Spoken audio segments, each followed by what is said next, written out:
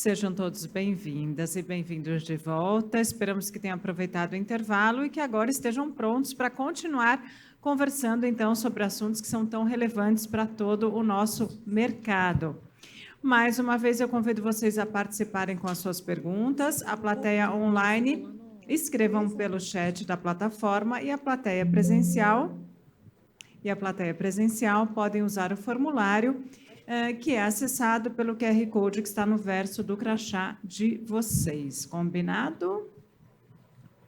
Lembrando, então, que as dúvidas que não conseguirem ser respondidas por causa do nosso cronograma serão retornadas a vocês posteriormente por e-mail. Vamos seguir agora para o tema Nova Regulação das Ofertas Públicas. Eu começo convidando ao palco a moderadora Mara Limonge, diretora de Relações com Empresas e Eventos da APIMEC Brasil. Por favor. Convido também Fernanda Amaral, sócia do Freitas Leite Advogados. Por favor, pode subir ao palco. Priscila Sorrentino, gerente executiva do Núcleo de Ações Investigativas e Sancionadoras de Supervisão da Ambima. E convido também Flávia Mouta, diretora de emissores da B3. E eu passo a palavra, então, à moderadora Mara Limonge. Pode começar. Obrigada. Boa tarde a todos. Obrigada pela presença de todos vocês, os palestrantes que acabaram de nos enriquecer aqui com um debate fantástico. Parabéns e obrigada. A todos os profissionais de mercado de capitais que estão aqui hoje, obrigada. Fico feliz em ver que a gente discutiu até pouco tempo o novo normal e que o nosso novo normal é o presencial mesmo. Que bom, né? Isso é um momento muito bom. Enfim, estou aqui com a missão de moderar esse grupo fantástico. Juro por Deus que foi mera coincidência ser um grupo de mulheres, mas coincidiu de ser especialistas nas áreas em que a gente pretende discutir aqui. Então, a gente conseguiu formar que seja o novo normal, exato. Enfim, e vamos falar um pouquinho aqui sobre a evolução das ofertas públicas e o futuro, né? Então, a Priscila vai falar sobre os novos processos, autorregulação e o convênio com o regulador. A Fernanda Amaral vai falar um pouquinho sobre o processo de estruturação, do diligence, tudo que envolve as ofertas públicas. E, ao final, a Flávia Mouta falando sobre o mercado secundário, o que a gente espera para o futuro aqui. Só passando a linha do tempo aqui, de como esse mercado evoluiu, e já vou começar mais ou menos na metade, porque a B3 tem sua raiz de mais de 100 anos de funcionamento. Então, eu começo aqui em 76, que já estou para lá do meio do caminho, né? Que foi a publicação da 6385, que define o que é um valor imobiliário e cria a CVM. E que a gente usa tanto, cada vez que aparece uma dúvida sobre valor imobiliário e o papel da CVM, a gente corre e lê ali o inciso 9 dessa lei para saber que realmente a gente precisa da CVM para isso, né? Então, na sequência, no mesmo ano, no mesmo mês, dias depois, foi publicada a 6404, Lei das SA, e, na sequência, a CVM publica a Instrução CVM 13, que foi, durante 20 e poucos anos, a nossa receita para emitir ofertas públicas no mercado de capitais local. No meio do caminho, a gente entendeu a necessidade de adequar alguns pontos das ofertas públicas, principalmente o prospecto, naquele momento, era praticamente uma encadernação das informações financeiras das companhias, e era este o nosso documento da oferta. E o mercado internacional já estava em outro patamar, trabalhava de forma diferente, então um grupo se reuniu na Ambid, atual Ambima, criou o Código de Autorregulação para Ofertas Públicas, baseado principalmente nos princípios da IOSCO, para ofertas públicas. Nesse mesmo movimento de modernização do mercado, a Bolsa, inspirada num exemplo de sucesso que tinha sido na Alemanha, que era o Neuer Market, criou um novo mercado, e o mercado começou a trabalhar com esses dois modelos. Na sequência, 20 anos depois lá da Instrução CVM 13, que a gente já estava trabalhando neste mercado, a CVM publica a Instrução CVM 400. E aí todas aquelas regras que eram os princípios da IOSCO recomendados passam a ser uma regra para todas as instituições participantes desse mercado. E o mercado começou a ser bem pujante a partir desse momento, com todas essas mudanças. O mercado estava, entendia-se, em crescimento, de fato, muitas ofertas acontecendo, muitos IPOs acontecendo, novo mercado, né, com muitas empresas listadas. E os intermediários brasileiros ofereciam, né, ofertavam essas operações no mercado internacional. 85% dos investidores eram investidores estrangeiros. E eles podiam acessar aquele mercado, claro, regulados e fiscalizados pela SEC, mas eles podiam acessar o mercado baseados em 3, 4 regras do mercado americano, 144A, Reg S, Reg D. Podiam acessar o mercado sem pedir o registro da oferta pública previamente à SEC. E no Brasil, a gente, mesmo que fosse uma oferta 100% destinada a um investidor, na época qualificado, não tinha ainda definição ou segregação do profissional qualificado, tinha que passar por todo o crivo da CVM, mesmo que fosse destinado a um profissional. E aí apareceu essa demanda dos intermediários, porque eu consigo vender um IPO no mercado internacional, 85% desse IPO fica com esses investidores, e consigo esse safe harbor para registro da oferta. E a CVM entendeu a demanda com um porém. Né? Ok, está aqui a 476 mercado, vocês terão um período de experiência, e depois, se der certo, a gente libera também para operações de ações. Então, a gente teve uma liberdade de trabalhar com uma oferta restrita, sem registro na CVM, mas uma oferta de dívida. 5 anos passaram, e eu acho que a CVM entendeu que passamos no teste. E aí publicou a 551, que nos permitiu também fazer ofertas de ações, utilizando esse recurso de oferta restrita, sem passar pelo processo de registro na CVM. Enfim, nesse período, da 400 até a 551, várias outras reformas ocorreram, tanto na 400 quanto na 476, mas a última foi essa, foi agora em 2021, e em 2022 veio o grande progresso, que são as 2 novas regulações da CVM, o 60 e o 61. Aí, para este assunto, eu vou passar para as especialistas que vão falar sobre o futuro, como é que vai ser a partir dessa publicação. Eu vou passar primeiro a Priscila para falar sobre o mercado a partir daí. Bom, então, boa tarde a todos e todas. Agradeço, primeiro, em nome da Ambima, o convite, muito honrada de estar aqui com os parceiros, aí, a PMEC e a Ancor, que vem de longa data sendo parceiro aqui da Ambima também, e é uma honra estar aqui no painel com mulheres que eu admiro muito, porque são a cara do mercado de capitais também. Né? Então, são 3 mulheres aqui que eu já venho, durante anos, também trabalhando junto. Então, vou agradecer primeiro esse momento aqui. A Mara trouxe, né, um pouco o olhar para o retrovisor, né, tudo que a gente passou. Então, eu quero olhar um pouquinho para frente, trazer um pouquinho dos dados que talvez vocês já saibam, estejam acompanhando. Né? Então, eu trouxe alguns dados aqui da indústria, que é um cenário que a gente acompanha. Né? Quando a gente fala de volume de mercado de capitais, volume de ofertas públicas, por mais que a instrução CVM, né, 160 e 161 trouxe aí uma liberdade e uma flexibilidade tamanha para a gente construir um mercado, talvez, com outros patamares, né, de emissões, de flexibilidade, de uma possibilidade de um risco de observância, né, de um custo de observância menor. Quando a gente olha para o volume de ofertas públicas, a gente ainda tem um patamar que, talvez, economicamente, a gente não tenha aproveitado tanto dessa flexibilidade que a CVM nos trouxe com as novas normas. Né?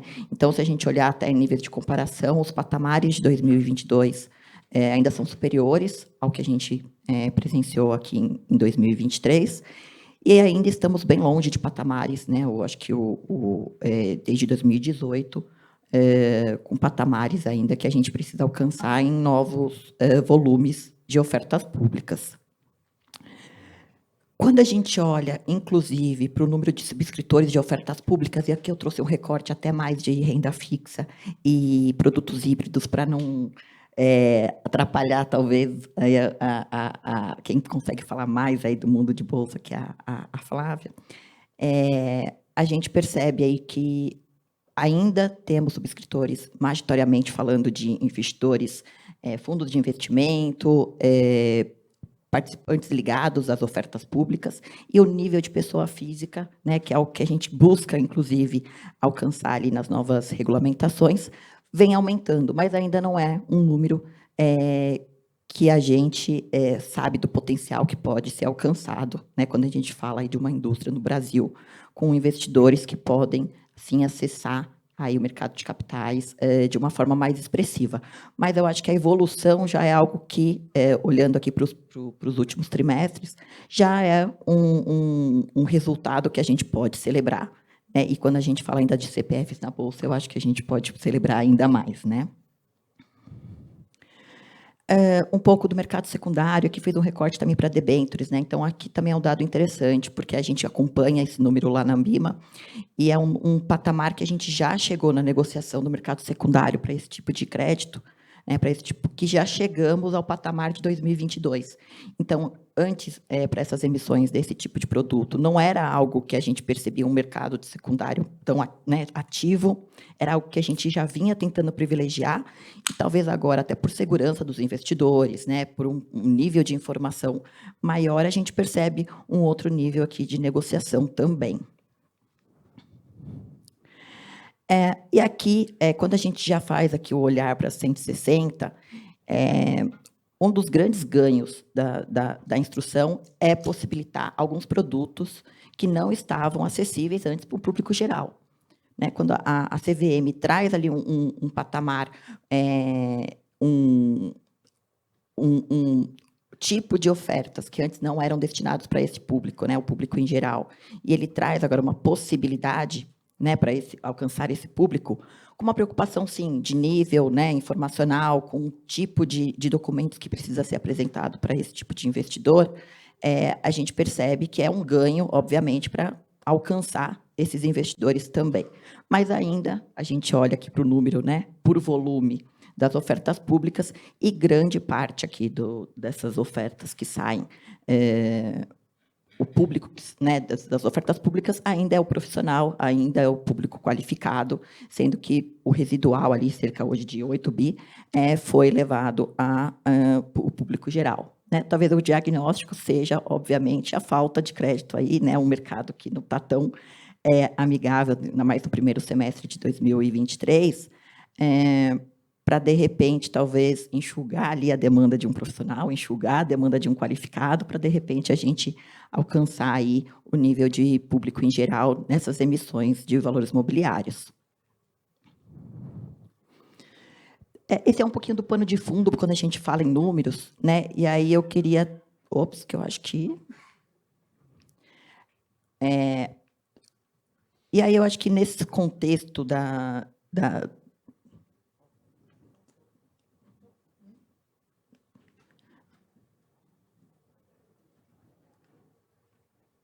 eu não consigo voltar aqui no... Vão me ajudar ali, né? Só volta um pouquinho mais, um pouquinho mais. Acho que foi isso. E aí eu acho que aqui eu trago, então, o quanto que a Ambima, nesse cenário, né, das resoluções 160 e 161, pode participar aí, a gente vem junto com a CVM fazendo esforços de coordenação, esforços de aproveitamento, para tentar ser um facilitador. Eu acho que, no contexto da Ambima no mundo de mercado de capitais, mais do que só um agente autorregulador, que é o nosso, né, histórico, como a Mara comentou, um dos primeiros códigos, o primeiro código da Ambima, da antiga Ambima, foi justamente o de mercado de capitais, como que a gente tem se posicionado junto ali à CVM, né? O primeiro dos acordos que a gente celebrou com a CVM foi justamente um convênio de concessão de um sistema tecnológico para receber as ofertas na CVM, que aquele processo de registro das operações fosse mais automatizado, né, mais padronizado.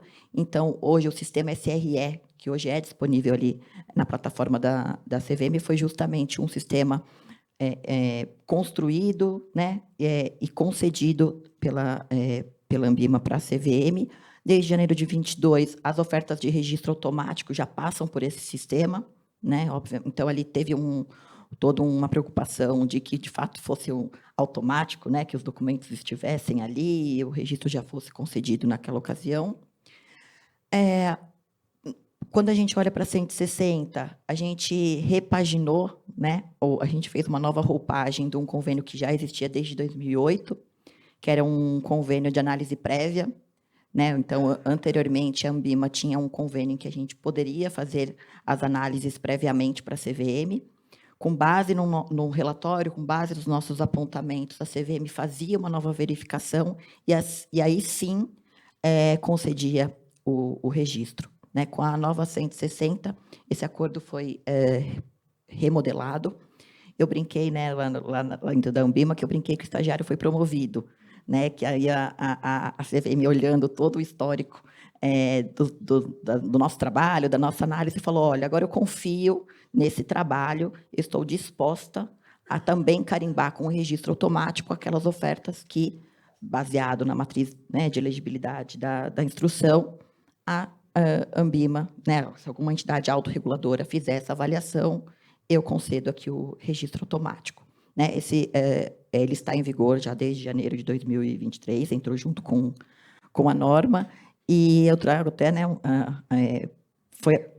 o teste dele está sendo realizado desde ontem, porque aí tivemos a primeira oferta de ações protocolada nesse convênio ontem, então vamos testá-lo, então vamos ver se o que a gente planejou aí para agilizar, para trazer mais agilidade para essa concessão de registro automático via uma entidade autorreguladora funciona. E a 161, né? Eu acho que a 161, a CVM foi bastante feliz quando ela trouxe do lado da flexibilidade, né? Então, assim, agilizar o mercado, trazer formas mais ágeis e até mais coerentes, né, de acessar o mercado de capitais, porque antes você tinha um custo, por exemplo, informacional grande, né? Prospectos, anúncios, às vezes para um público profissional que talvez, de fato, não precisasse daquele material, né? Ou na contrapartida também, ali para o varejo, informações que nem sempre eram fáceis de serem encontradas, né? Então, quando ela traz os modelos padronizados, também acho que ajuda bastante para o público de varejo. Mas, de um lado, ela traz essa flexibilidade ali através da matriz de oferta pública, traz essa flexibilidade para os documentos, para o tipo de investidores que a gente pode alcançar via 160, mas ela traz aquele recado de, olha, vocês, então, também precisam ser mais responsáveis ao, né, implementar e utilizar essa norma. Então, ela traz ali a necessidade que esses coordenadores sejam habilitados na CVM. E aí essa habilitação também é objeto de um convênio com a Ambima, né, em que a Ambima faz esse trabalho, né, de adequação dos requisitos a 161, e o grande diferencial, acho, da 161 é trazer um público novo para atuar aí como coordenadores, que são as instituições não financeiras. Né? Então, quando ela traz esse público novo, ela reconhece, inclusive, que eles podem, né, ser instituições que, no primeiro momento, podem ter aí, não estavam atuando, não tinham uma experiência, talvez, no mundo de coordenação, e prevêem que eles só poderiam utilizar o rito automático na CVM se também forem objeto de supervisão por parte de uma entidade autorreguladora. Então, hoje, as instituições que se habilitam na CVM e que cumulativamente aderem ao Código de Ofertas Públicas e, portanto, estão lá sob escopo de autorregulação da Ambima, elas, por um lado, recebem um benefício de ter o registro automático, mas, por outro, recebem lá o aviso que qualquer atividade de autorregulação para essas instituições, o resultado será compartilhado com o regulador. Né? Então, aqui é novamente um esforço coordenado, né, de uma sinergia aí das atividades entre o regulador e o autorregulador. Tá? Aqui eu trouxe no material assim, praticamente o que a gente hoje pode atuar na resolução 160, via convênio, praticamente são as ofertas de ações para qualquer público, tá? Somente os IPOs. Isso aqui é uma grande novidade. No convênio anterior, a CVM não trouxe, né, essa possibilidade, então era vedado, tinha que ir direto pela CVM. E qual que é o ganho, né, quando a gente fala do convênio com a Anbima? Praticamente, a gente está falando de um prazo mais célere, em que e que também as regras de autorregulação são verificadas no mesmo momento, né? Então, o agente autorregulado e autorregulado conseguem um benefício também de, né, passar aí por esse crivo só no primeiro momento, tá? E quando a gente fala do mercado ali de fundos ou de crédito, a gente está falando que, baseado no que a norma da 160 trouxe de rito automático, o público em geral é o que pode passar ali, né, no convênio da Anbima, tá?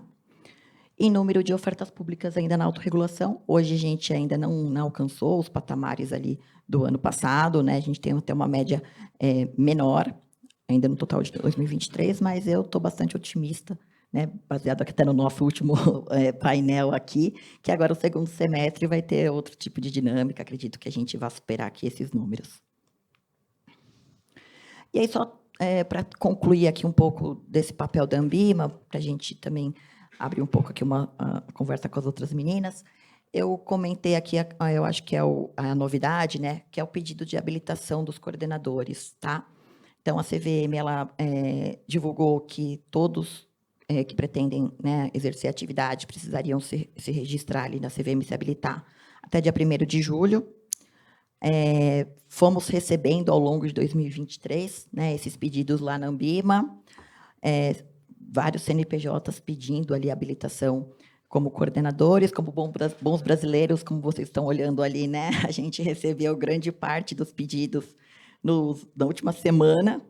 Então, a gente tem 60 dias para avaliar junto com a CVM, conforme a lei. Então, a gente está ainda no processo de concluir essas análises. E aí, em termos de trazer um pouco de informação, recebemos mais ou menos 90 pedidos, por enquanto. 12 desses pedidos eram de instituições não financeiras, ou seja, da novidade mesmo, da 161, tá? Grande parte dos pedidos, também cerca ali de 70 pedidos, já eram coordenadores que nos últimos 24 meses já tinham feito ofertas, né? O restante ali, cerca de 20 pouquinhos, que não tinham realizado nenhuma oferta nos últimos 24 meses, tá? Aí, até então, nós temos 35 aprovados, tá? Então, 4 desses 35 são justamente instituições não financeiras, então, estreando aí, né, nesse mercado de coordenação, e que a Anbima está bastante próxima deles, utilizando um núcleo de prevenção que a gente tem lá na área de supervisão, justamente para fazer mais essa educação, falar sobre as responsabilidades, falar o que a autorregulação também traz ali de temas mais sensíveis, para que eles não caiam, né, aqui no meu núcleo, lá, que é um núcleo mais de investigação e sanção, tá? Importante comentar que, como antes a CVM não tinha esse pedido de habilitação, a gente tinha como aderentes ao código lá cerca de 100 instituições, né? E aí, quando a CVM faz essa necessidade de habilitação, o nosso código também, nosso código de autorregulação, começa a prever o seguinte: olha, você só pode ser um aderente ao código da Anbima, de mercado de capitais, de ofertas públicas, se você é um habilitado na CVM, né? E aí tem 14 instituições aí que a gente percebe que, né, embora anteriormente estavam no nosso código, até o momento não fizeram o pedido de habilitação na CVM. Então, possivelmente, caem ali numa desadesão, né, ao nosso código também de ofertas públicas. Então, acho que é um pouquinho do que eu queria comentar do nosso papel aqui, né, da Anbima nisso. E aí eu passo um pouco para a Mara, sabendo que, nesse contexto inteiro, tem uma grande participação também aqui, tanto da Flávia quanto dos assessores jurídicos aí nessa construção com a gente. Obrigada, Priscila. Depois vou colecionando as perguntas e divido com vocês as questões do público. Fernanda, o papel do advisor, né, do assessor legal, é importantíssimo, e eu acho que aqui a gente está falando de um novo universo de assessores aí de talvez boutiques de investimento que vão começar a trabalhar nesse processo e que o assessor vai ter um papel importantíssimo nessa educação do mercado como um todo e até para que se acostume com todas as regras de CVM, de autorregulação da Anbima, enfim. Então, passo para você aqui como vai ser aí a sua nova realidade a partir dos novos entrantes e com as novas regras também. Tá, joia. Boa tarde, um prazer estar aqui com vocês. Obrigada à PIMEC, à Ancor, pelo convite.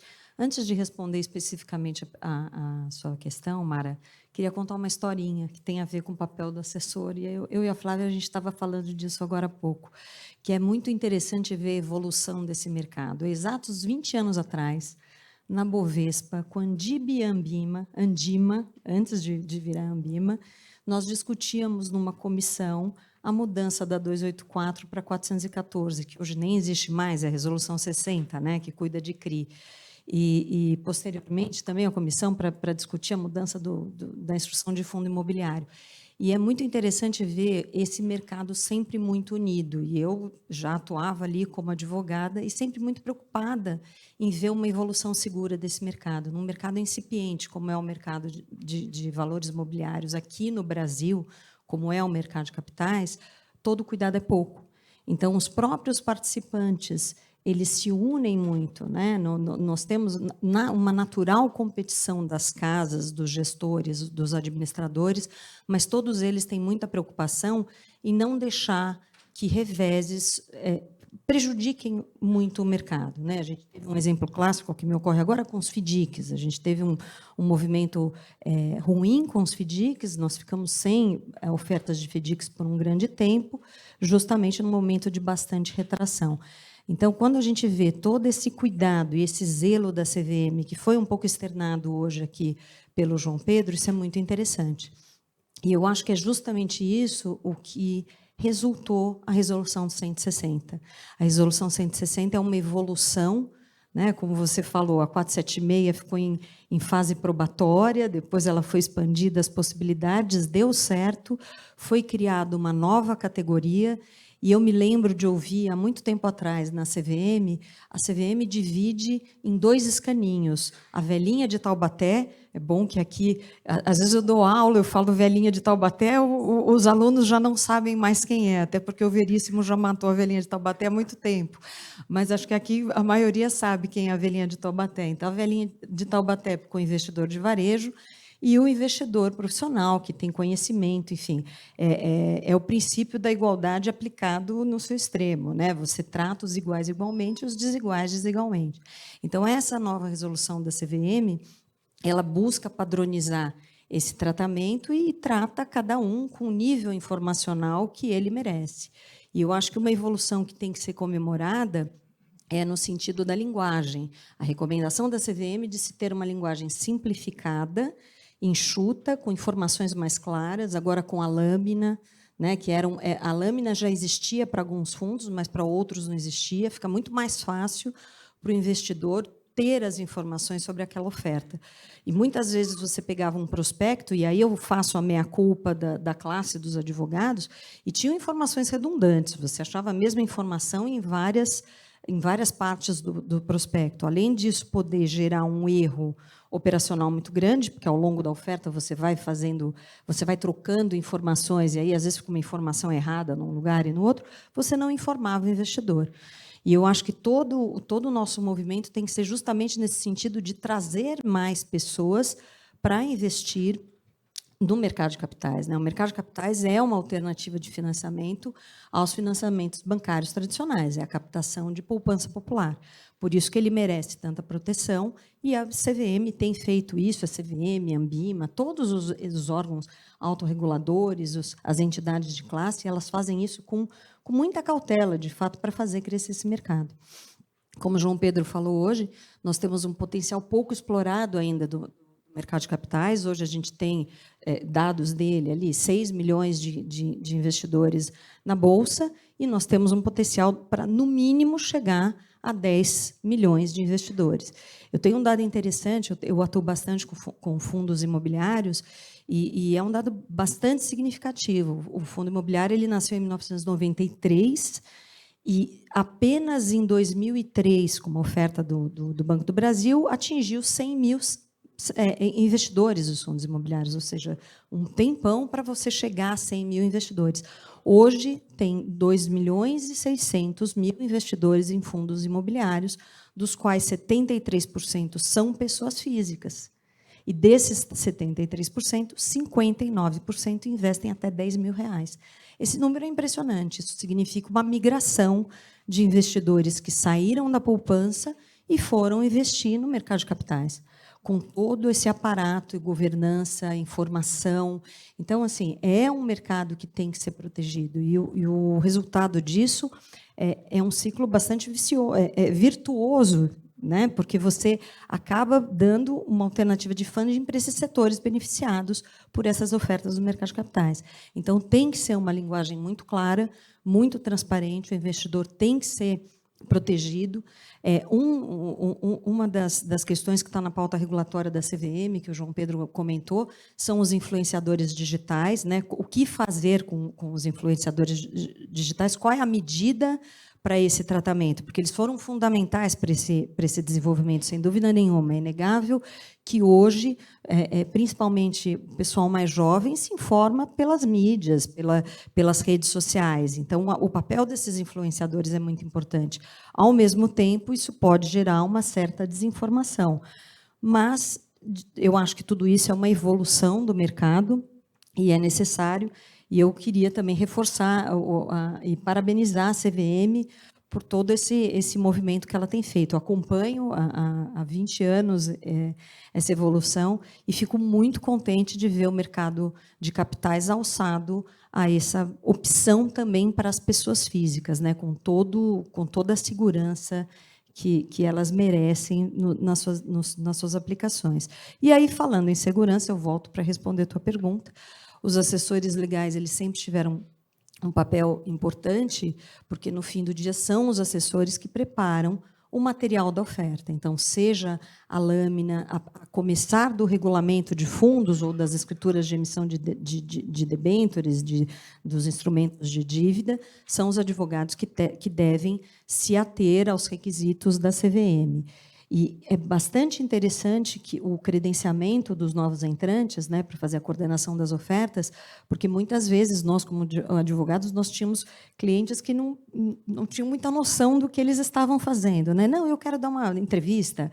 Não, eu posso publicar no meu LinkedIn? Não, pelo amor de Deus, não vai publicar. Tem período de silêncio, material publicitário. Então, o advogado tem um papel bastante interessante em fazer essa verificação, né, essa aderência às normas, e agora, com a 160, ficou reforçado. Na verdade, reforçou o que já existia, porque os coordenadores eles são responsáveis pela qualidade, consistência e veracidade das informações. Então, eles têm que fazer uma diligência adequada dos ativos, da situação da companhia, da situação do fundo, enfim, do valor mobiliário e do ativo subjacente ao valor mobiliário, para poder fazer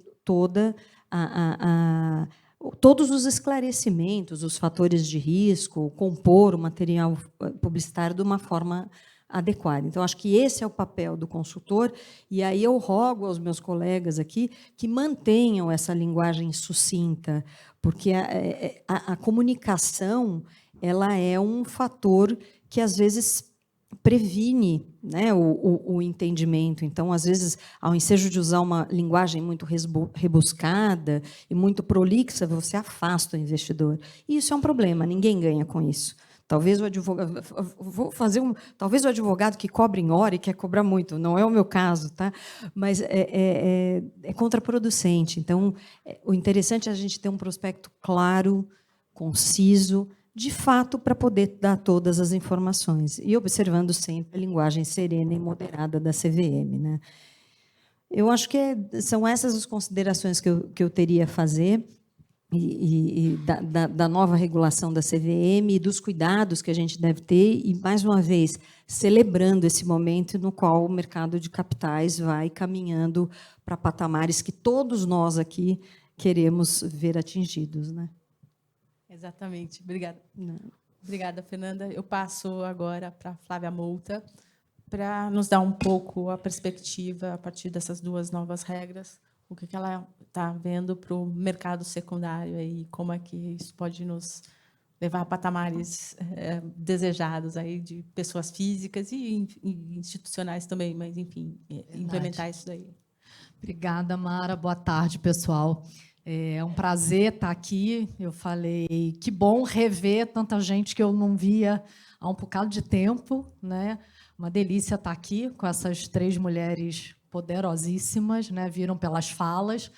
Eu trouxe meu caderno aqui para não esquecer nada. Não é porque eu trabalhei com a 13, tá, gente? Eu nunca ouvi falar, eu fiquei tão surpresa quando a Mara falou, nossa, existia a 13. Não, gente, eu sou dessa época da 13, e muitos vão se lembrar aqui, que também são da época da 13, que a gente tinha que ter a nossa 13.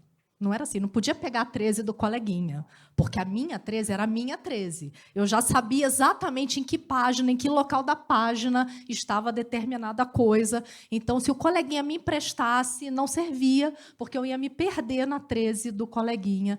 E era assim que a gente vivia, num mundo ainda iniciando o processo de digitalização que a gente avança tanto hoje. A gente fala em inteligência artificial, e em tão pouco tempo, né, num espaço tão curto de tempo.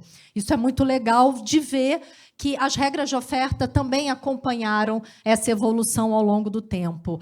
E eu acho que, num trabalho extremamente desafiador, eu vou dividir a minha fala aqui nos 3 grandes blocos, né, de valores mobiliários, dívida, fundos, em particular fundo imobiliário, que a Fernanda já abordou um pouquinho, e ações nessa perspectiva de secundário. E eu vou dar uma olhada para o retrovisor, mas um retrovisor bem pequenininho, pegando de janeiro de 23 para cá, o que a gente teve de desafios com essa nova norma, né? Não foram poucos os desafios, porque é uma norma que veio para substituir a 476 e a 400, que são normas que foram muito, muito, muito relevantes no mercado de capitais, em anos muito desafiadores também. Então, trazer uma norma, né, foi de muita coragem da CVM identificar que não bastava fazer um ajustezinho nas normas que a gente tinha, porque elas foram importantíssimas para a dívida corporativa, por exemplo. A gente pode demarcar com muita clareza a dívida corporativa pré-476 e pós-476. Uma revolução para a dívida corporativa ter a 476. Mas, definitivamente, a 476 não se prestaria mais aos desafios do futuro, né? Aos desafios de chegada de um número muito intenso de pessoas físicas no mercado, os influenciadores, né? As novas formas de se comunicar.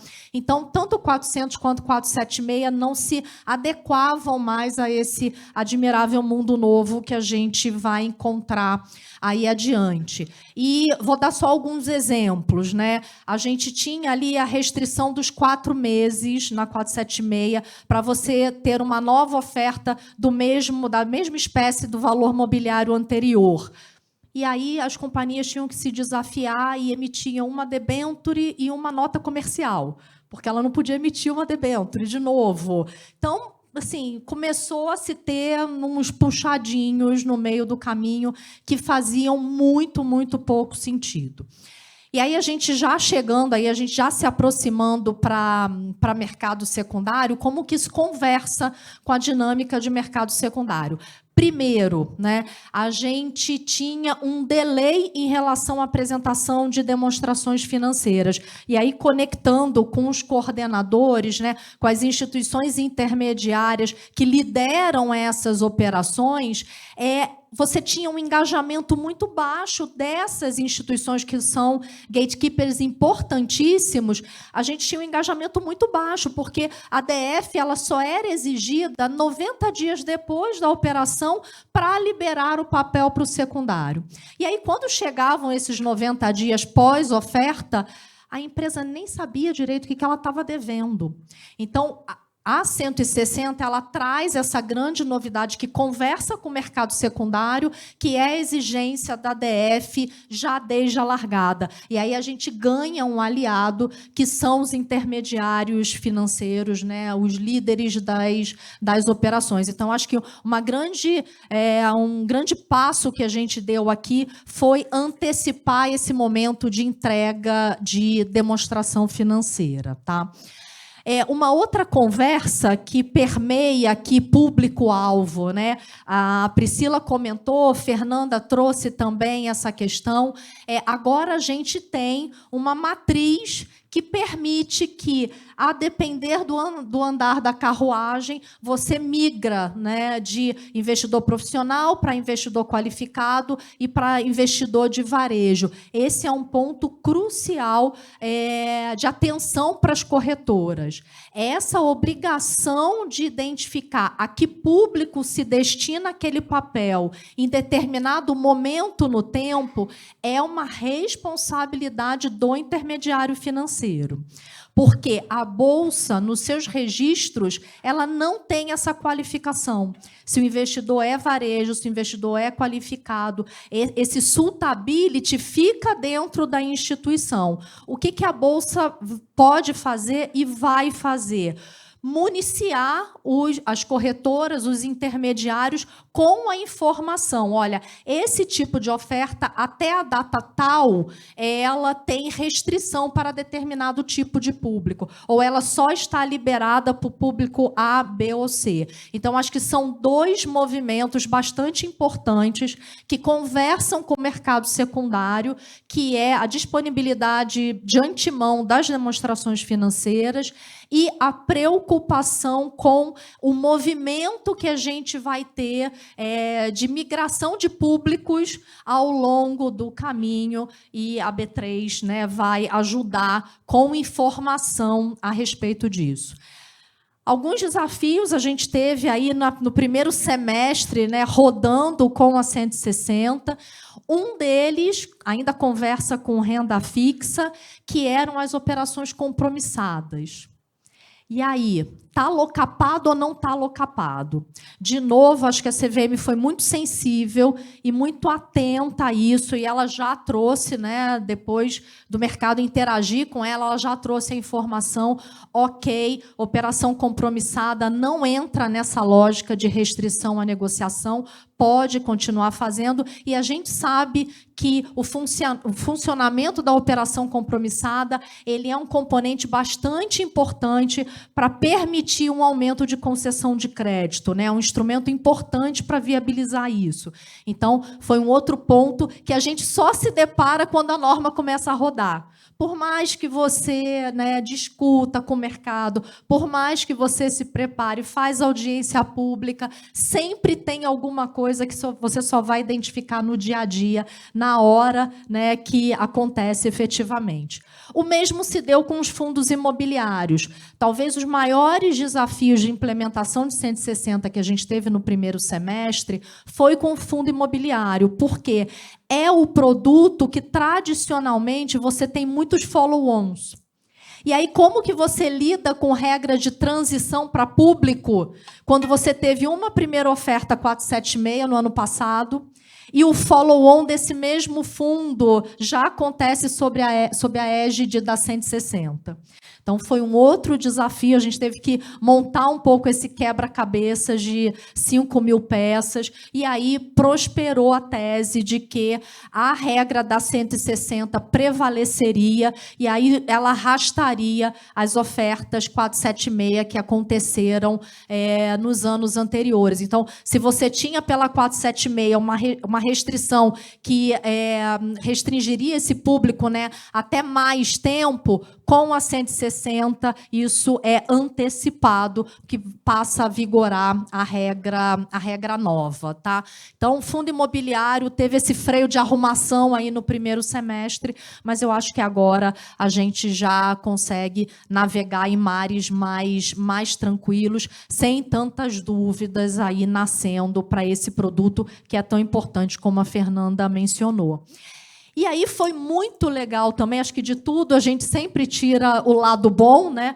Todo mundo sabe aqui que a gente está amargando aí praticamente 2 anos sem IPOs, né? Um movimento de mercado muito desafiador, por conta, né, de taxa de juros e, enfim, cenário internacional, acho que uma conspiração de fatores ali, mas para a gente implantar 160, foi bom a gente passar por um teste de ensaio com dívida, com fundo, com follow-on de ações, né, que a gente conseguiu testar, né, experimentar, testar as águas ali da 160 num mar mais tranquilo, com menos turbulência, avançando aí para a dívida, tirando as dúvidas, fundo imobiliário, follow-on de ações, e aí agora o que nos resta é que venham os IPOs em 2024, estamos esperando, sabemos que haverá desafios, acho que tanto do lado de Ambima quanto CVM,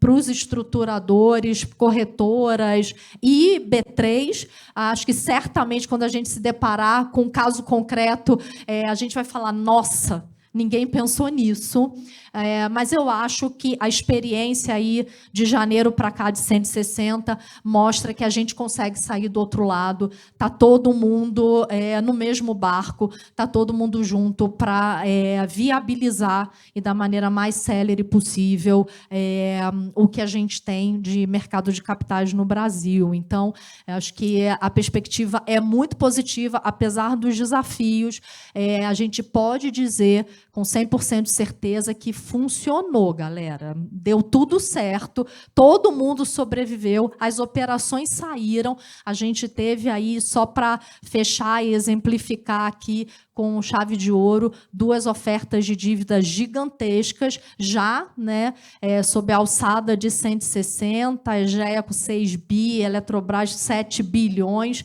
e saímos também, né, conseguimos transitar, navegar por essas ondas, e acho que a perspectiva de futuro também é muito positiva. Quanto mais agilidade a gente tem na oferta, a gente sabe que tem um reflexo diretamente proporcional no mercado secundário. Então, é super positivo no final das contas, tanto para o mundo de bolsa quanto para o mundo de balcão. Foi um golaço, 160.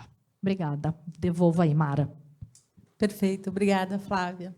Bom, eu tenho algumas perguntas aqui, e se vocês tiverem mais perguntas, podem mandar pelo QR Code, que eu vou fazendo aqui para as palestrantes. Eu vou começar aqui com a Priscila, que é a questão dos novos entrantes, né? Você tem alguns coordenadores que já eram aderentes ao Código de Ofertas da Ambima, que já estavam super habituados a todo o processo, e que mudou a chave, já passaram para a nova regra, se credenciaram, obviamente, na CVM para ser instituição coordenadora, e vida que segue. Mas, para esses novos entrantes, você disse, tem ali 12 instituições que não eram não financeiras, né, que devem ser boutiques de M&A, assessores, enfim, que já devem ter lá no seu pipeline algumas companhias que eles assessoram, enfim. Mas qual tem sido a maior dificuldade de adaptação dessas instituições, tendo em vista que você tem um custo regulatório, né, de estrutura, enfim, para ser cumprido? Qual tem sido a maior dificuldade dessas novas instituições entrantes para se credenciar nesse novo processo? Legal. Eu vou dar só um passinho antes para falar também das que já estavam dentro, tá, Mara? Porque nem sempre o que a gente acha né? Então, na hora que a CVM traz uma norma muito bem estruturada sobre a habilitação dos coordenadores, onde ela pede equipe adequada, estrutura suficiente, né, das instituições, aqueles que antes estavam atuando, ainda assim precisam se reorganizar, formalizar, né? Então, esses, quando eles entram ali na Ambima, já teve, sim, também ali na habilitação, um cuidado, um olhar, às vezes é uma política que faltava, né? Então, já tinha ali acabou-se aí a participação dos assessores se torna também importante. Mas, claramente, as novas instituições, aí, as instituições não participantes, é que mereceram um pouquinho mais de atenção na hora dessa habilitação. Né? Se você me perguntar assim, qual foi a principal, né, questão do que a gente observou nesse processo de habilitação deles, é até mesmo um pouco do entendimento da norma, né? Então, assim, o que era suficiente para a CVM para atender aquele requisito da 161, né? Então, se vocês olharem os requisitos da 161, alguns deles são bastante até bem amplos, né? Então, o que é uma estrutura adequada? Né? O que é uma equipe suficiente? Então, a gente foi ali junto com a CVM também, endereçando esse tipo de parâmetro e tentando ter como pano de fundo algo muito importante, que é o conceito que a CVM trouxe na 161, que é a possibilidade de novos entrantes. Então, de nenhuma forma a gente pode encarar que, de repente, estruturas hoje muito conhecidas dos principais players, né? Ali, quando a gente olha o ranking lá, Ambima, de oferta pública, a gente não poderia exigir dos novos entrantes, talvez, estruturas que nós já estivéssemos acostumados a acompanhar, entendendo que aquela estrutura seria a necessária. Então, a gente tivemos que ter esse cuidado ali na hora de habilitar esses novos entrantes, né? Se a gente perceber as principais questões, foi até um pouco de montagem de estrutura, ter um diretor responsável, né? Que a instrução requer ali que seja um diretor responsável para o mundo da estruturação. Houve um amplo debate, inclusive, se esse diretor responsável poderia ser o mesmo diretor de distribuição, né? Isso a CVM, com base nesses debates, trouxe através de um ofício circular depois, deixando isso muito claro.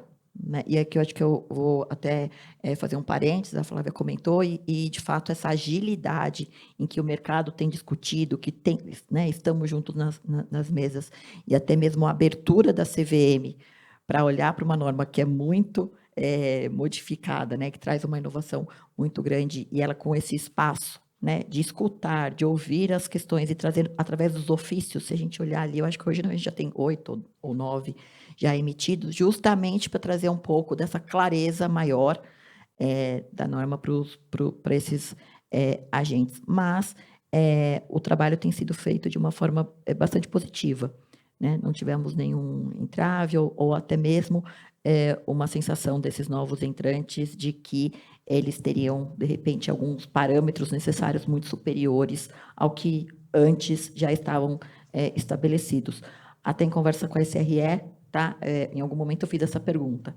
Eu falei, a 160 está trazendo novas exigências para este mercado, e escutei, né, do superintendente lá do Miguel, no sentido de falar, não, a gente está formalizando algo que possivelmente já existia. Então, é só uma habilitação mesmo das estruturas que já existem, né, da capacidade ali já instalada da indústria para atuar aí como coordenador. Perfeito, Priscila. Aproveitando aqui, então, um segundo momento dessa pergunta, né, para esses novos entrantes, você comentou, Fernanda, sobre as dificuldades no período de silêncio, de ter que educar esse coordenador para essas exigências da norma, né? Eu me lembrei de um passado bem remoto, quando teve a onda de IPOs, em que aquele momento econômico estava favorável ao mercado, né, taxa de juros baixa, então o IPO, né, aumenta o volume de IPOs, e que o período de silêncio foi assim um teste para o mercado como um todo. Quase todas as operações sofreram cooling-offs durante o processo de distribuição, porque em algum momento tinha algum problema de período de silêncio. teremos, talvez, aí uma nova onda de questões de adaptação do mercado para essas regras, dado que a gente pode ter aí novos entrantes? Como é que você vê isso? Eu acho que agora o período de silêncio está até um pouco mais flexível, né, do que era antes. Mas antes era não fale nada, fique quieto, senão é stop order da CVM. Nós mesmos, na época do Brazilian Finance, levamos um stop order no meio do nosso IPO e, no fim do dia, por conta do stop order, até desistimos do IPO, porque você simplesmente não podia se manifestar de jeito nenhum para não influenciar o investidor, e aí a CVM suspende a oferta para dissipar a atualidade das informações, né? Eu adoro essa expressão, dissipar a atualidade das informações. E hoje não, hoje com a 160 o período de silêncio ele está um pouco diferente, as manifestações da imprensa, desde que referida no prospecto e tal, mas é sempre um caminho complicado, principalmente para os novos entrantes, porque eu posso falar isso? Depende.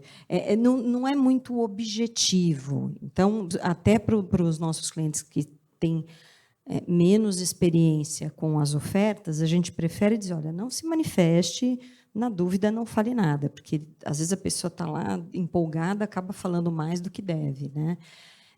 Mas, enfim, a gente fica orientando o tempo todo. São muitas obrigações, né? Eu acho que são muitas obrigações.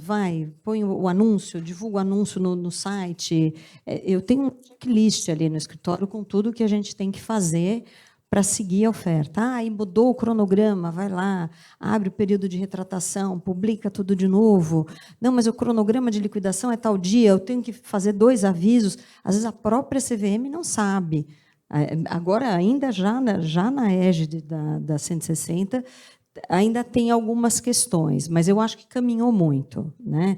Até se nós virmos o relatório de audiência pública, tem uma série de manifestações pedindo a simplificação de alguns avisos, às vezes até a supressão de anúncios de início, ou alguns avisos e a CVM conservadoramente ainda manteve, porque ela acha importante ter ali aquelas manifestações.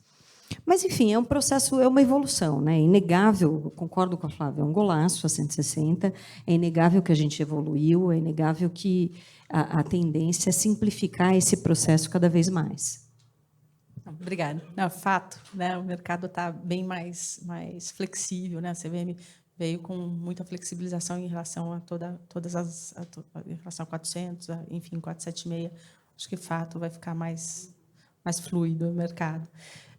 Flávia, em relação a esses novos entrantes, o presidente Nascimento comentou logo mais cedo sobre a questão do agro, que é um mercado que deve, de fato, crescer muito em mercado de capitais. A gente está enxergando isso.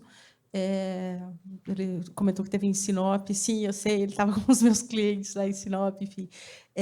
E o próprio assessor de investimento está chegando em lugares em que os bancos de investimento não iam, né? Então, tem aí duas convergentes aí, que é um novo profissional de mercado que tem um relacionamento com empresas potenciais para o mercado e um novo universo de coordenadores, etc.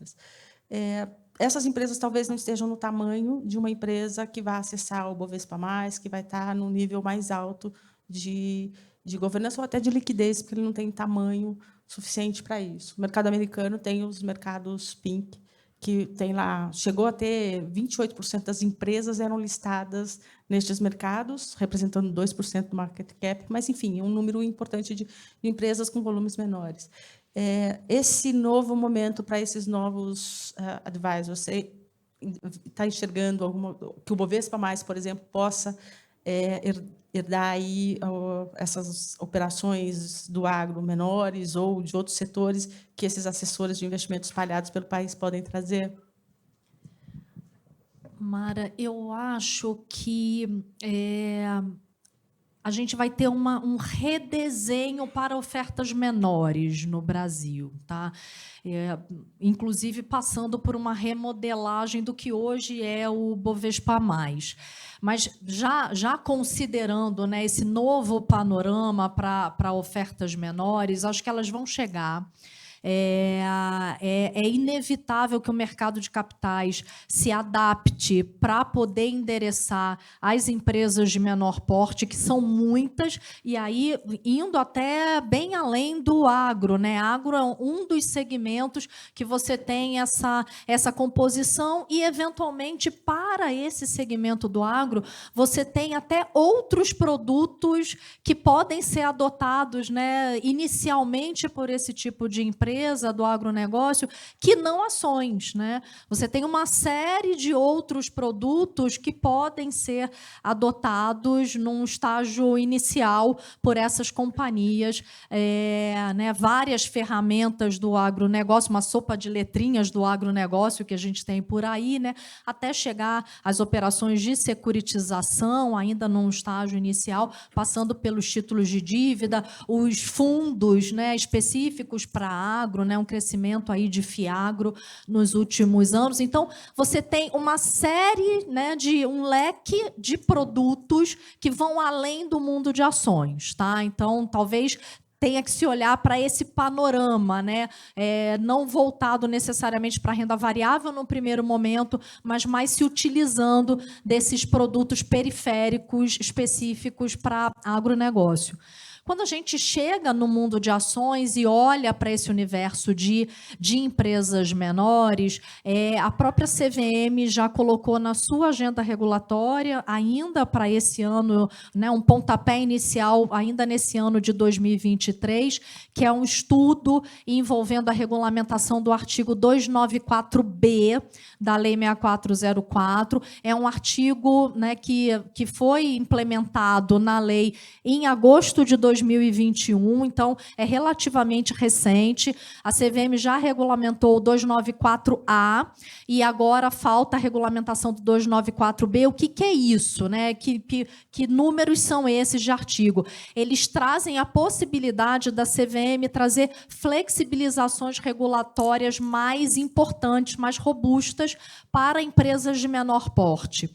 Então, acho que o caminho vai ser um pouco por aí, mais uma vez, CVM jogando, né, junto com o mercado, para entender as necessidades do mercado. Por exemplo, a gente vivia uma realidade lá atrás que empresa de menor porte é uma empresa mais arriscada, logo não pode ter varejo.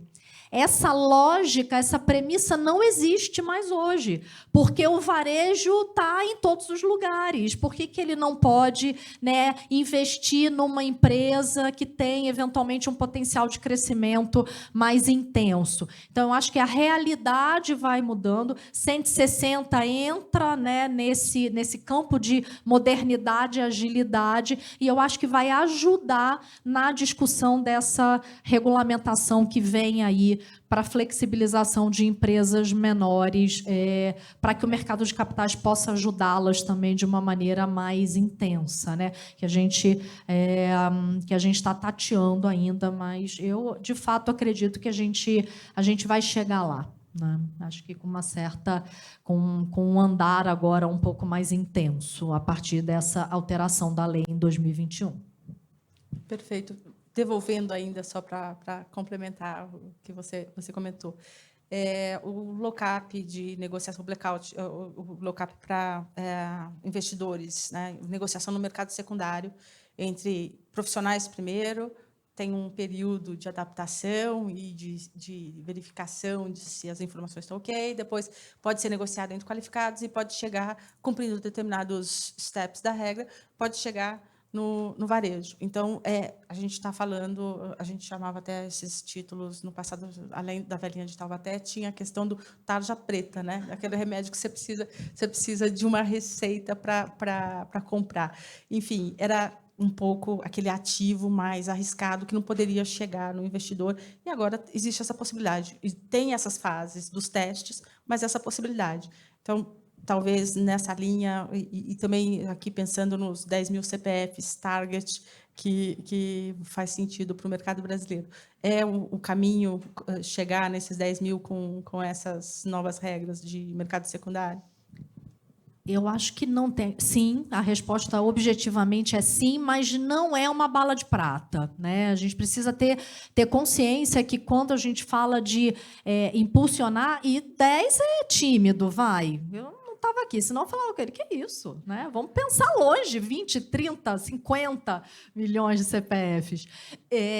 Como eu disse, não é uma bala de prata. Eu acho que a dinâmica, desculpem, a dinâmica de 160 vai ajudar, né?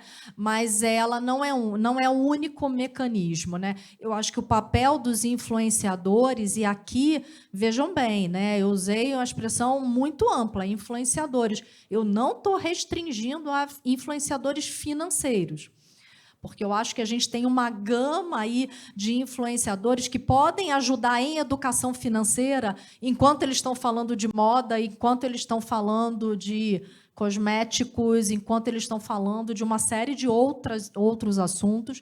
Então, eu acho que os meios de comunicação hoje em dia vão ajudar a gente chegar lá nesse target. A agilidade no mecanismo de ofertas, o cuidado que o mercado tem que ter um com os outros. Olha, ninguém pode sujar o nosso playground, porque se um sujar o nosso playground, a gente vai ter problema, todo mundo vai ter problema. Fernanda comentou bastante sobre isso. Então, eu acho que é uma série de cuidados que a gente tem que ter, que eu acho que foram iniciados com o advento de 160, que vão fazer a gente chegar lá. Tá? Perfeito, obrigada, Flávia. Agora, aproveitando aqui um pouquinho a fala da Fernanda, você falou sobre a 414 atrás, que o mercado se uniu para sugerir regras, etc. Foi assim com a 476, foi assim com várias outras mudanças que ocorreram em todo o processo regulatório da CVM. E, no passado, o papel do agente fiduciário poderia ser exercido por pessoa natural. E teve um momento em que a mão pesada do mercado veio e mudou essa regra para ser agente fiduciário, tem que ser uma instituição financeira.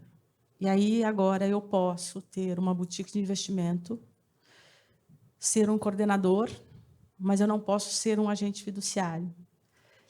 A gente não está com uma barra alta demais para enfim, a gente não subiu a barra lá atrás para agente fiduciário e hoje teria que, talvez, o mercado olhar para essa regra e repensar se realmente instituição financeira não é uma barra muito alta para eles? Sinceramente, acho que não, Mara. Eu acho que tem que ficar instituição financeira mesmo. Aliás, quando eu soube dessa regra de que o agente... Eu uma vez fiz uma operação de CRI com lastro numa debênture perpétua. E como ela era muito antiga, ela tinha um agente fiduciário pessoa física. E quando eu vi isso, eu falei, meu Deus, como assim, né? Mas eu acho que hoje, para as funções que a gente tem do agente fiduciário, eu acho importante ele ser, sim, uma pessoa... É uma DTVM com um capital mínimo pequeno, mas sujeito à dupla supervisão, tanto da CVM quanto do Banco Central, naquilo que for aplicável para uma e para outra. Eu não posso imaginar, numa operação de securitização, que eu trabalho bastante também, que muitas vezes tem 10, 15 anos, uma pessoa física fazendo toda essa gestão. E lembrando que, especificamente para as operações de securitização, o agente fiduciário ele tem uma função subsidiária, né? Na falta da securitizadora, ele assume a administração do patrimônio separado. Então, eu acho que tem que ter uma supervisão e governança maior. Eu acho que está boa a regra. Tá certo. Bom, eu vou passar... a gente tem aqui mais 1 minuto para cada uma, para encerrar, só para falar um pouquinho sobre tendências a partir dessa... Qual é a perspectiva de cada uma em relação às novas regras? O que esperar a partir de agora? Priscila, acho que pode começar na ordem? Posso começar. Eu acho que eu já antecipei, né, um pouco dessa minha percepção aqui no comecinho. Falei que eu estou mais otimista. Eu acho que cenário de juros, reformas, como a gente estava falando aqui no painel anterior, faz com que, em comparação também com os níveis que a gente observou pela última vez em 2018, só tende a a que a nossa percepção, no final, seja bem otimista, né? Eu acredito que muito no mercado de capitais, como a Fernanda comentou, é um canal aí, obviamente, para, né, para capacitação corporativa, para fortalecer aqui o mercado de capitais, e acredito bastante que esse papel dos influenciadores, né, as novas gerações com a educação financeira que eles estão tendo, acesso à informação, tende muito a ser duas pontas aí que tendem a convergir para um mercado de capitais, acho que com certeza mais forte, e acredito que nos próximos trimestres, com mais operações aí sendo emitidas. Perfeito, obrigada, Priscila. Fernanda, você quer fazer alguma consideração final? Eu acho que reforçando o que todos já falaram aqui, né, eu acho que é um avanço e vai ser bom principalmente para o investidor e para quem se vale desse formato de captação, né? Quanto mais simples e mais fácil de lidar, você tira o custo de transação. Então, você propicia um maior volume de negócios. Nesse sentido, eu vejo como muito positivo. Perfeito. Flávia, a gente teve 20 anos de 13, 23 anos de 13, 20 anos de 400, e o que esperar para os próximos 20? Bom, não sei, viu? Tenho dúvida se uma norma, no mundo de hoje, uma norma vai sobreviver 20 anos. Com bastante mudança, certamente. Eu acho que mantendo o diálogo com o mercado, sabendo dialogar, né? E o mercado somos todos nós juntos, né? Então, acho que o mercado precisa se manter muito atento. Eu já falei na parte inicial, eu vejo com muitos bons olhos a 160, acho que foi uma norma que veio, né, no momento exato em que as anteriores já não conseguiam dar conta do que a gente precisa responder, mas eu acho que a gente tem um baita desafio para os próximos 5 anos, né? Com intensificação de movimento de era digital, inteligência artificial nos desafiando aí a todo momento. Então, acho que a gente ainda vai ter trabalho suficiente pelas próximas 2 décadas, viu? Perfeito, obrigada. Bom, encerramos aqui nosso painel. Quero agradecer muitíssimo. Vocês viram que elas são realmente as melhores no assunto, né? Parabéns e obrigada, meninas.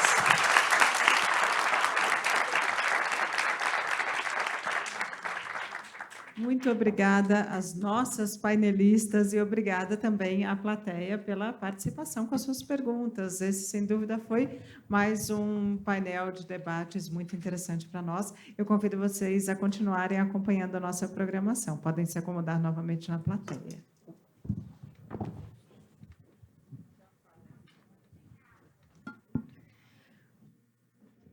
Nós vamos seguir agora para a nossa palestra de encerramento deste primeiro dia do nosso encontro. E o tema é Desafios e Perspectivas para o Mercado de Capitais. O nosso convidado é o senhor Rodrigo Maia, presidente da Confederação Nacional das Instituições Financeiras, a quem eu convido agora ao palco. Por favor, senhor Rodrigo, pode subir ao palco.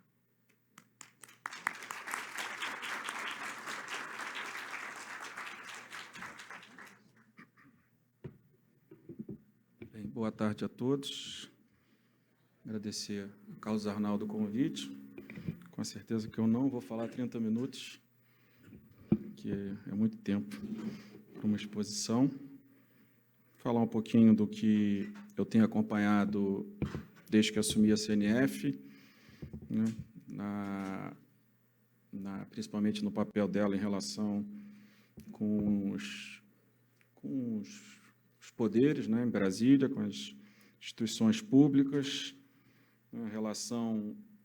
acompanhando a relação do governo com o Congresso Nacional, as pautas colocadas, né, a aprovação do arcabouço como uma pauta fundamental para o governo, que me gera muita preocupação, porque por trás até desse debate sobre fundos, né, Carlos, e se olharmos o volume de despesa contratada para os próximos anos, eu acho que esse é só o primeiro passo de um grande aumento de carga tributária, e principalmente nas empresas de lucro real, nas grandes empresas, né, que têm acionistas que têm muito dinheiro, mas também tem acionistas que não são ricos, como o governo gosta de chamar, né, nesse debate aí sobre rico contra pobre. Então, acho que nós estamos numa situação, numa pauta que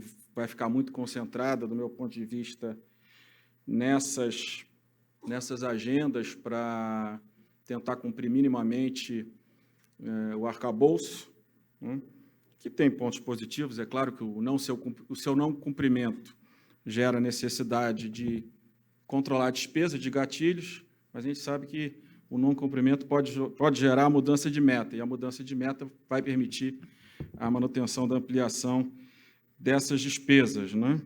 Acho que os grandes desafios do último semestre próximo foi o arcabouço, claro, pelo menos se criou algo, né, que, como eu disse, me gera preocupação, até porque, por exemplo, a retomada dos mínimos constitucionais em saúde e educação vão gerar, de 23 para 24, um aumento de despesas na ordem de 60 bilhões.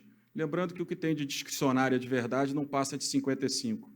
Então, nós estamos tratando de volumes que a gente não sabe como serão utilizados e qual será a sua aplicação. Mas acho que, no final do primeiro semestre, nós tivemos aí a aprovação da reforma da tributação do consumo, que eu vejo como uma questão muito importante.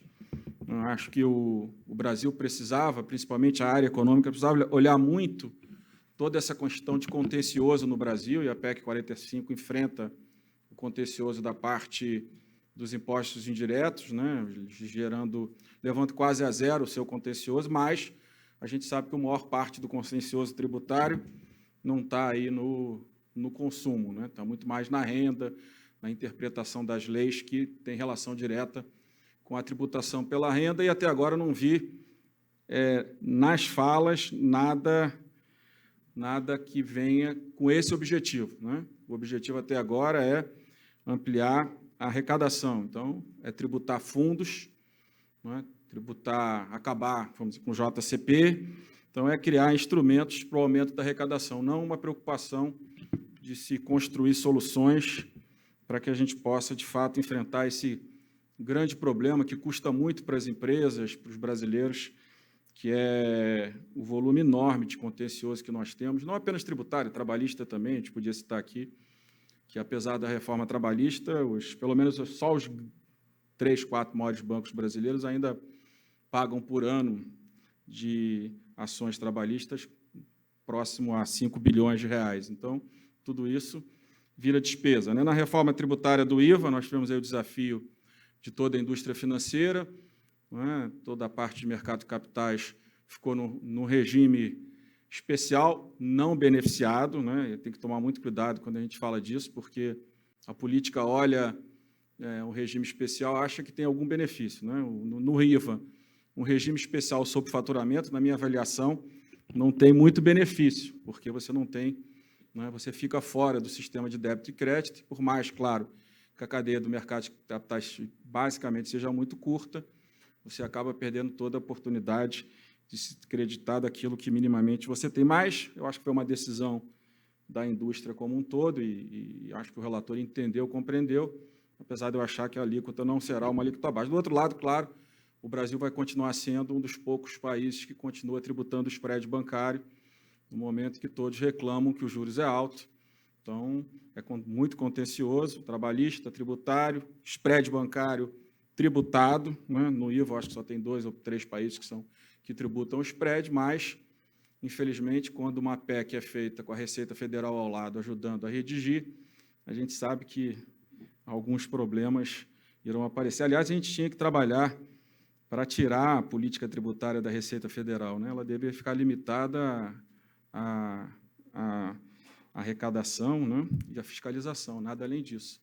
Eu acho que esse é um superpoder que a Receita tem, onde ela é tudo, inclusive legislador, e acaba gerando sempre esse contencioso. Eles não gostam da lei do ágio, O que a gente pode fazer se eles não gostam da delei do ágio? A delei do ágio existe e ela pode ser aplicada pelas empresas. Então, eles vão interpretando a delei do ágio da forma que eles entendem melhor, e aí o contencioso vocês conhecem tanto quanto eu. A tributação dos fundos, eu acho que o texto, eu não acho o texto bom, né? Apesar do governo ter feito um avanço. Eu acho que ele vai continuar gerando contencioso, né? O que é ativo líquido, o que é ativo ilíquido, o que é preço justo, o que não é preço justo.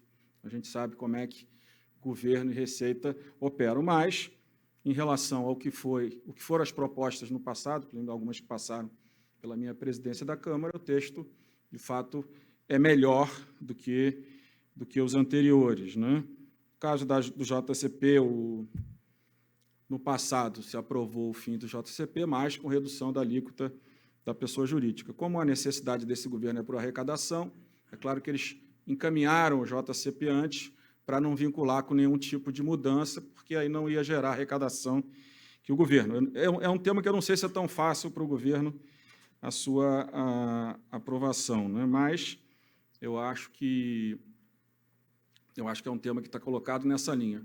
Não para que a gente melhore ou limite o JCP para alguns setores, mas na linha de, então, apresenta uma proposta acabando e depois vai se negociar algo. Eu acho até muito difícil que se negocie algo onde fiquem apenas os atores que, de fato, têm maior necessidade do JCP e claro, começando, claro, pela indústria financeira, que é regulado o seu capital, né? Claro.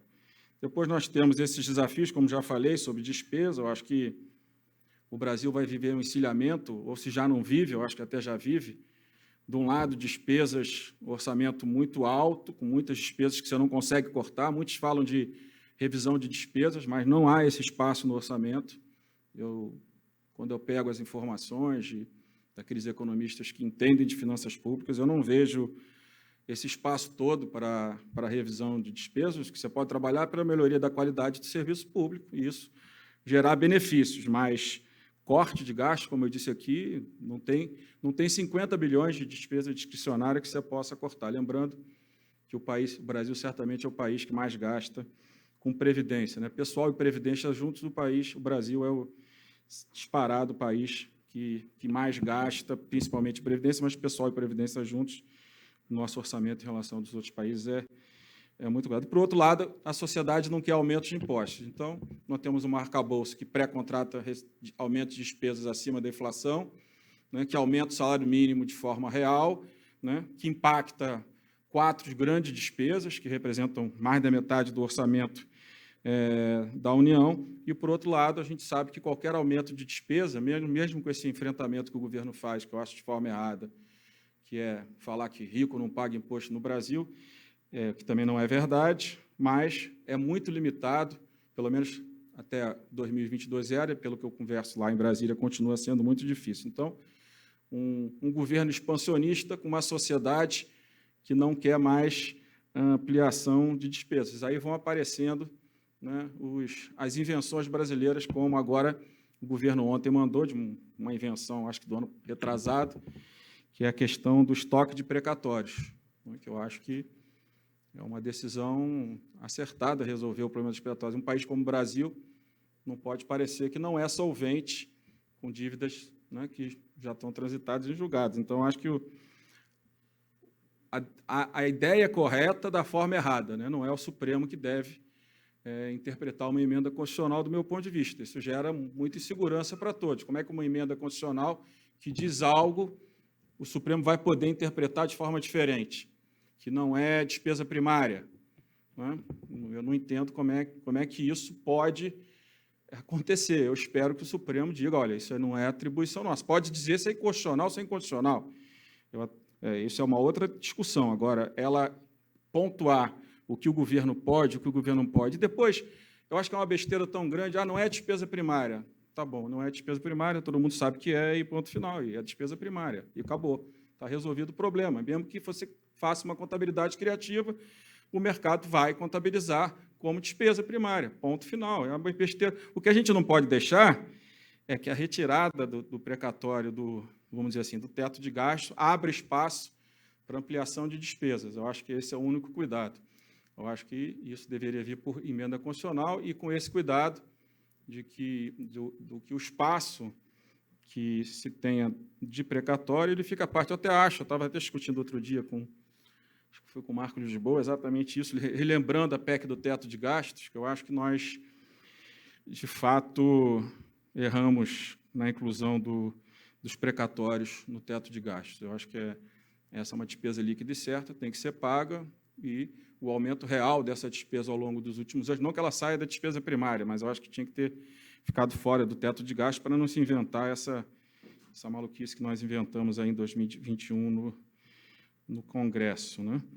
Acho que a gente tem que tentar ter um olhar para o futuro. Eu acho que falta muito, não que não se tenha avançado muito. Acho que a indústria financeira, né, toda a indústria, ela é muito moderna, muito eficiente, a brasileira, mas eu acho que falta em Brasília a gente conseguir levar para o Congresso, para o governo, um debate mais de futuro, né? O governo tem alguma pauta, algumas coisas estão começando a avançar, ainda não avançaram no Congresso, avançaram no governo, projeto das infraestruturas financeiras, projeto da regulação lá com o Banco Central, uma discussão grande que a gente precisa fazer, o Senado está tentando fazer sobre inteligência artificial. Esse é um debate certamente muito interessante, né? Como é que isso vai impactar a indústria financeira e qual é o nosso papel nesse debate, né? Além disso, nós temos a discussão agora que deve votar, está programada para votar amanhã essa questão do mercado de carbono, que é uma coisa importante para o Brasil, né? Eu acho que muito importante, e espero que a gente consiga avançar com essa e com a própria, voltando aqui, a reforma tributária, né, que agora está no Senado. Eu acho que o Senado vai ter mais dificuldade, só para encerrar aqui o tema das pautas futuras, mais dificuldade que a Câmara, porque as empresas, os setores não esperavam a aprovação da PEC 45, né? E ninguém foi preparado para esse debate. Agora, no Senado, cada setor está indo lá com a sua planilha, muitas planilhas duvidosas, né? Tem setores que estão colocando como despesa sua, né, quando compra um insumo e quando vende o produto. Eu falei, não é possível. Quando você compra, você paga o imposto. Quando você vende, quem paga é quem está comprando o produto, não é você. Só que todo mundo vai colocando despesa para tentar gerar uma expectativa de aumento de carga tributária. Outro dia, o setor de saneamento fez um documento, o setor de logística fez outro documento, e acho que isso dificulta mais. Claro que, sem apresentação de análise, de impacto, é claro que é mais fácil aprovar, mas eu acho que a votação na Câmara foi com tanto sucesso que eu acho muito difícil que o Senado não aprove. Mas só para encerrar, dizendo isso, eu acho que a gente tem que ter um olhar para o futuro. O governo apresentou aí algumas propostas olhando essa agenda, mas eu acho que tanto a indústria financeira como o governo e o Congresso deveriam, de fato, se debruçar sobre toda essa revolução tecnológica e de forma que a regulação, que as leis podem dar segurança jurídica, garantia e conforto para que o setor privado, principalmente a nossa indústria, possa avançar. Então, quero aqui agradecer a oportunidade, o convite de estar aqui com vocês. Para mim é muito importante, nesses primeiros meses à frente da CNF, que eu possa, perto da Ancor, de cada um de vocês, a gente possa estar aí conversando, dialogando, discutindo as pautas, para que eu possa, em Brasília, continuar representando cada um dos associados da CNF, para poder avançar numa pauta né, que olhe o futuro, né, como é que o mercado pode ser de melhor qualidade para toda a sociedade, né, tanto na educação financeira quanto na qualidade dos seus produtos para atender o cidadão comum. Então, agradecer mais uma vez e desejar boa sorte aí no dia de amanhã para o evento. Muito obrigado.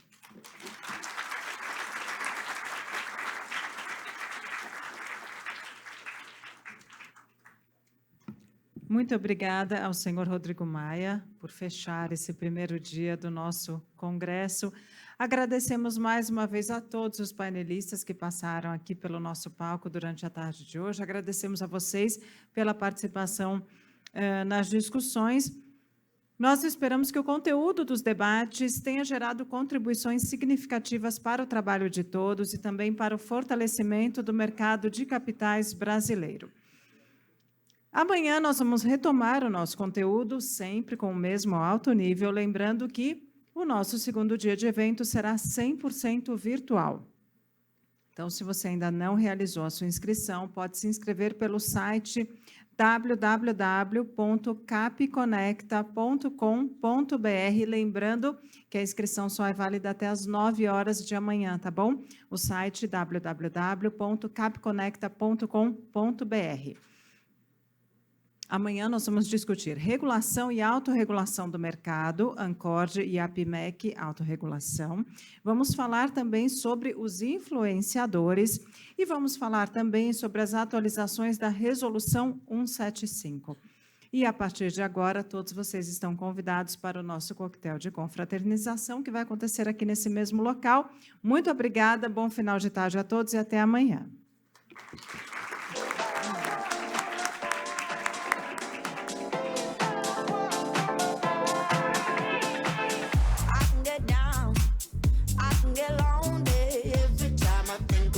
The highs, yeah, mess me around, and now you keep calling, wondering if you can make it right.